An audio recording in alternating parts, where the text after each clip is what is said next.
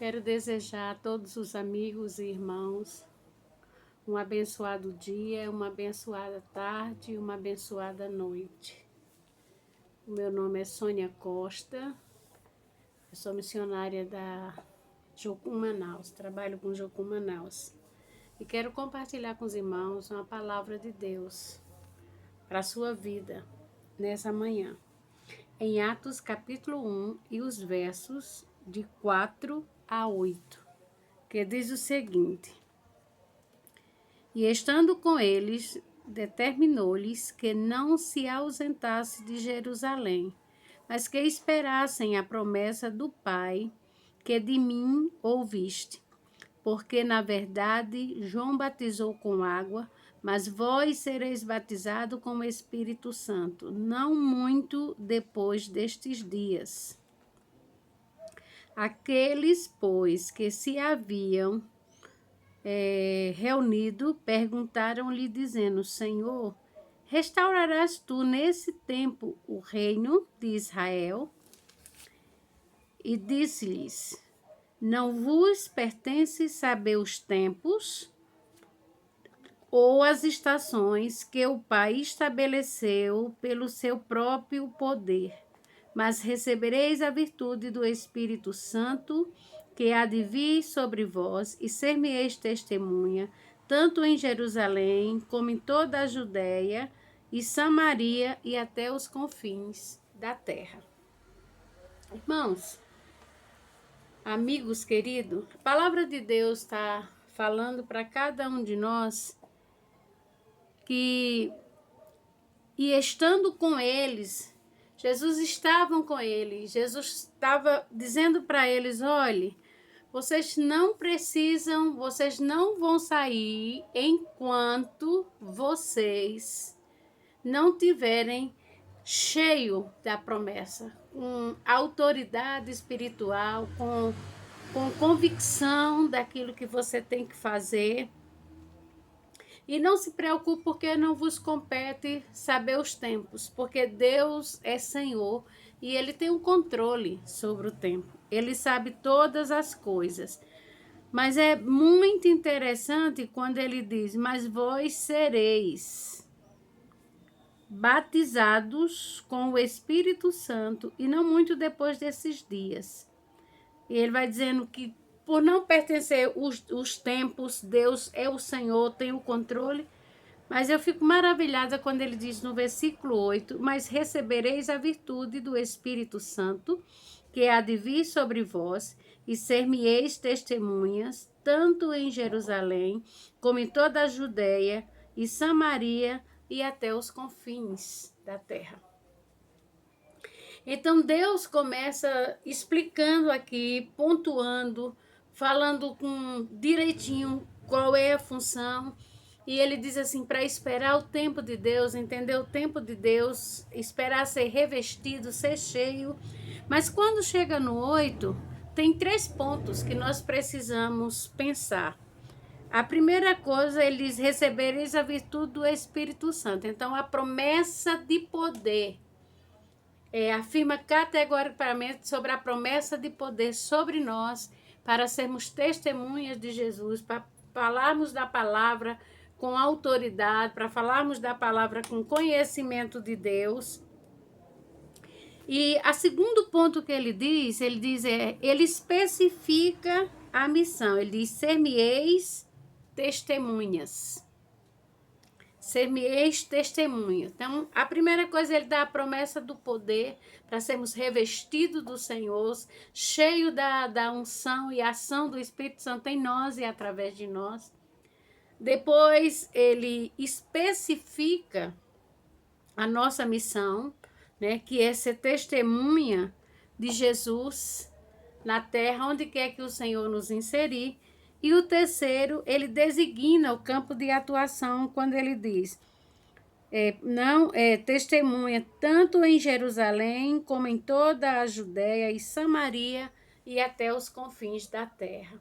Então, todos nós fomos chamados com um propósito de Deus. Mesmo que você não entenda, mesmo que você não saiba, mesmo que você não enxergue, Nós fomos chamados com um propósito e a primeira coisa que Deus nos dá, o primeiro ponto é a promessa do poder, Ele vai nos revestir, nos enchendo. Quanto mais buscamos o Senhor, quanto mais lemos a palavra de Deus, quanto mais oramos, quanto mais nos submetemos, mais o Senhor vai nos treinando. Depois Ele começa a dizer, olha, você tem uma missão. Mas que missão eu tenho? Deus nunca falou comigo. Você não veio para a Terra sem nenhum propósito. Seja você evangélico ou não. Deus trouxe você para uma missão. A missão de falar do amor de Jesus, a missão de servir, a missão de cuidar de doentes, a missão de ser resposta de Deus na vida de outros, a missão de ser um conselheiro, a missão de ser um mestre, de conduzir, de ensinar, direcionar as pessoas a estarem mais perto de Deus, a ter entendimento, a ter perspectiva, a entender que ela só será realmente feliz, abençoada, quando ela entendeu o propósito pela qual ela foi criada e que Deus trouxe ela com o propósito e que ela foi chamada para ser bênção, mesmo que ela ainda não tenha entendido claramente, mas o propósito de Deus é esse.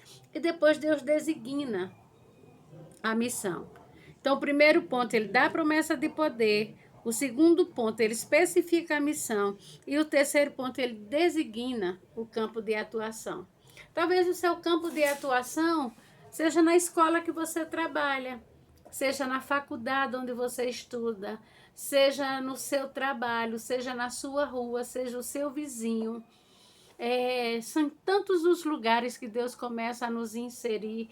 É a nossa família, de sermos exemplo, de a nossa vida falar mais alto que as nossas palavras. Então, são todas essas questões que nós estamos inseridos. Promessa de poder, o primeiro ponto. Segundo ponto, ele especifica a missão. E o terceiro, ele designa o nosso campo de atuação.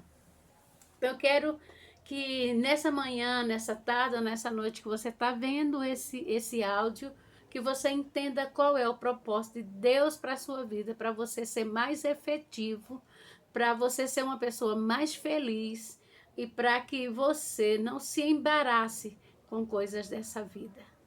Para que você entenda que Jesus está voltando. E o Senhor nos deu a oportunidade, o Senhor nos deu a promessa, o Senhor tem nos revestido, o Senhor tem nos dado a missão para cada um de nós e o Senhor tem mostrado qual é o nosso campo de atuação. Se você não sabe, eu quero que você peça que o Espírito Santo fale ao seu coração. Porque o desejo do nosso coração é que você seja ricamente abençoado ou abençoada pelo Senhor. Que você encontre o seu lugar e o seu propósito em Deus e através da palavra de Deus. Eu quero orar por você nessa manhã, porque um dia que queiramos ou não, que acreditamos ou não, nós vamos prestar conta para o Senhor de toda a nossa omissão, de toda a nossa indiferença ou de toda a nossa destreza, de todo o nosso compromisso com a palavra de Deus. Vamos orar. Pai, nós queremos te louvar pela tua palavra que é viva e eficaz, poderosa o suficiente, Senhor, para destruir, cortar todas as ações do inimigo da nossa alma, Senhor. E nós te pedimos, Senhor, nos fazem entender o teu propósito. Senhor, não nos deixa sem entendimento e sem a convicção de qual é o nosso propósito, Senhor. Senhor, nos mostra que tu já tem nos dado o poder, não só está na promessa, o Senhor já tem nos dado para nos apossarmos do poder da palavra de Deus que habita em nós. Porque ele diz, eu colocarei a obra que o Senhor fez sem que o homem entendesse. Então já está dentro de nós. Senhor, o Senhor tem especificado, se não tem, nos faz entender, Senhor. Traz a luz, abre os olhos do entendimento, para que as pessoas entendam, Senhor, qual é a sua missão. E Espírito Santo, clareia com grande convicção qual é o campo de atuação que cada uma dessas pessoas que estão ouvindo, Senhor.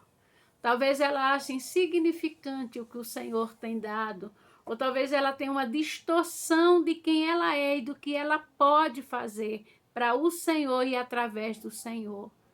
Tira toda falta de entendimento, Senhor.